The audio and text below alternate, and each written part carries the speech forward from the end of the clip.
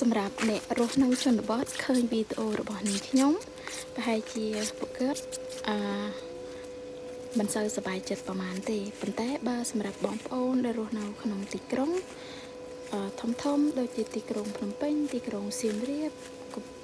ទីក្រុងផ្សេងៗអញ្ចឹងទៅពួកគាត់ឃើញវីដេអូរបស់នាងខ្ញុំប្រហែលជាពួកគាត់សប្បាយចិត្តដោយសារអីជាធម្មតាបងប្អូនទាំងអស់គ្នាវីដេអូដែលនាងខ្ញុំធ្វើចេញនីមួយៗគឺជាភាពរស់នៅសាមញ្ញរបស់គ្រួសារនាងខ្ញុំដែលនាងខ្ញុំថតពីជីវិតពិតដែលពួកនាងខ្ញុំរស់នៅបច្ចុប្បន្នណាបងប្អូនទាំងអស់គ្នាហើយពួកគាត់ពេលដែលឃើញវីដេអូរបស់នាងខ្ញុំគឺសប្បាយចិត្តរីករាយហើយនឹងចូលចិត្តទស្សនាវីដេអូរបស់នាងខ្ញុំ So my husband say happy life happy wife អញ្ចឹងហើយប្តីរបស់នាងខ្ញុំក៏ចូលចិត្តរស់នៅបែបនេះហើយនាងខ្ញុំក៏ចូលចិត្តរស់នៅបែបនេះដែរបងប្អូនទាំងអស់គ្នាហើយ